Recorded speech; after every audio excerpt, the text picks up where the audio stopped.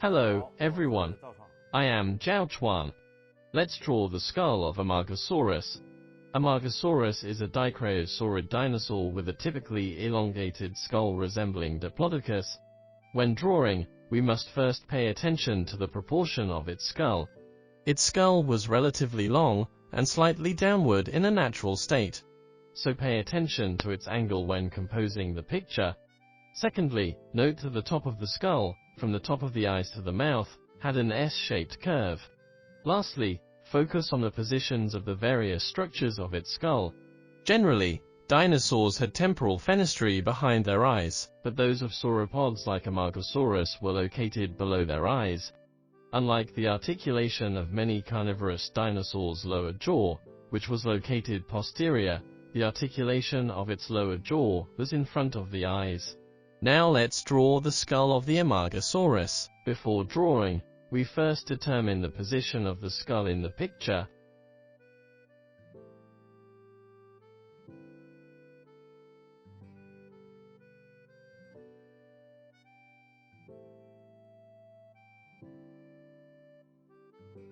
Draw an arc in front of the mouth and above the eyes.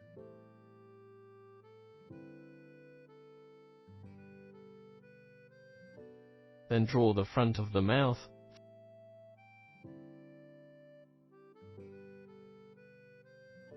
followed by the jugal bone backward to shape the skull.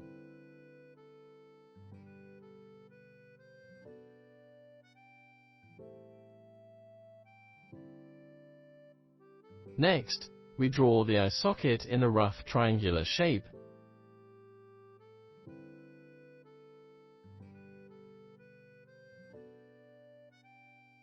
The lower part of the eye socket is the lateral temporal fenestra.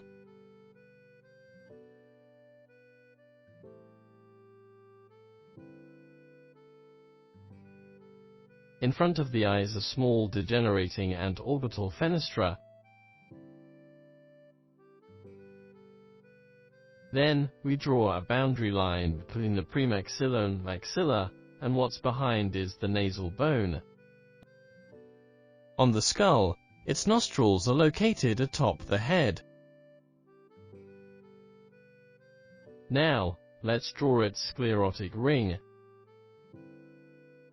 To prevent these openings from interfering with the view, we black them out.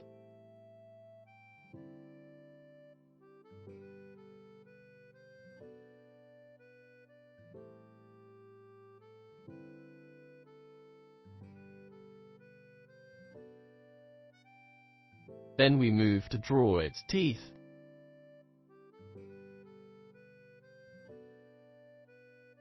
The teeth only come to this position and become absent at the posterior. Its lower jaw had a somewhat complex shape, with the front curving down. Then, we outline the lower margin of the lower jaw. There was a protrusion at the back of the lower jaw, connecting the top of the mouth. Next, we draw the mandible teeth.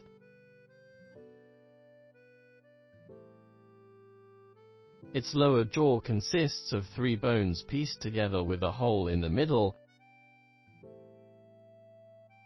We show the loop of bones that encircle the sclerotic ring and how these bones connect. Next, we draw the shadows of the skin and muscles. The lower jaw might have a broad structure, like a laryngeal pouch at this position, and the skin can be represented by shading.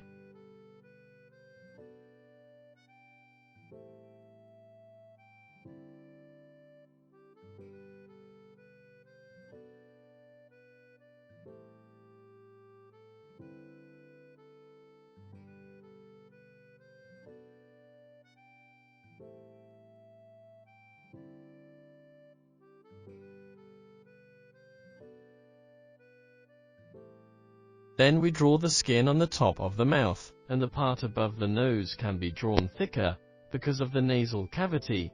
When it was alive, the nostrils were situated in front of the mouth, but the nostril openings on the skull were atop the head. Here was a big passage leading to the front of the mouth. Finally, let's add a little shadow on the rear of the neck.